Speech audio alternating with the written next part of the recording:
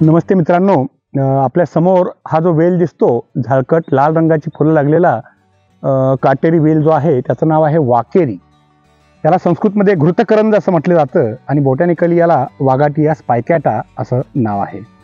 खास करून याच्या मुळावरच्या ज्या गाठी असतात त्या औषधामध्ये वापरले जातात. मुळावरची मोठमोठ्या गाठी येतात त्या मुळांच्या गाठींना वाकेरीचं भातं असं म्हटलं जातं. खास करून हे वाकेरीचं भातं औषधामध्ये प्रचंड प्रमाणामध्ये वापरलं जातं. त्याचबरोबर याच्या पानांचा वापर देखील होतो. पानं अत्यंत चकचकीत आणि सुंदर दिसतात त्याची. तर हे वाकेरीचं जे भातं आहे सहसा तसं मिळत नाही, कारण हा जो वेल आहे हा प्रचंड जमिनीमध्ये आत असतो. गाठी काढण्याकरिता प्रचंड मेहनत करावी लागते.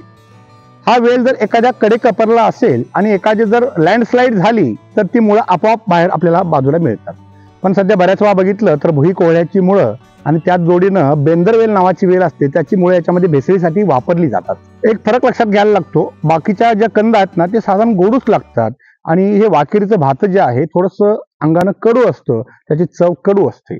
आणि खास करून भगंदर, नाडीव्रण, कोणतंही बरी न होणारी जखम असेल अशामध्ये अत्यंत गुणकारी असं हे वाकेरी कित्येक वर्षापासून वापरलं जाणारं हे प्लांट आहे.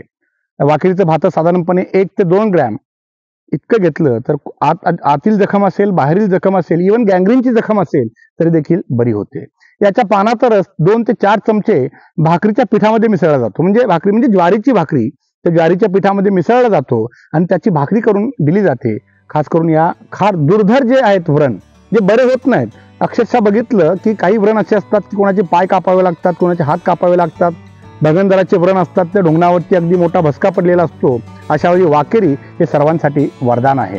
निश्चितपणे या झाडाचा वापर करा, त्याचं संवर्धन करा आणि आमच्या चॅनलला निश्चित सबस्क्राईब करा.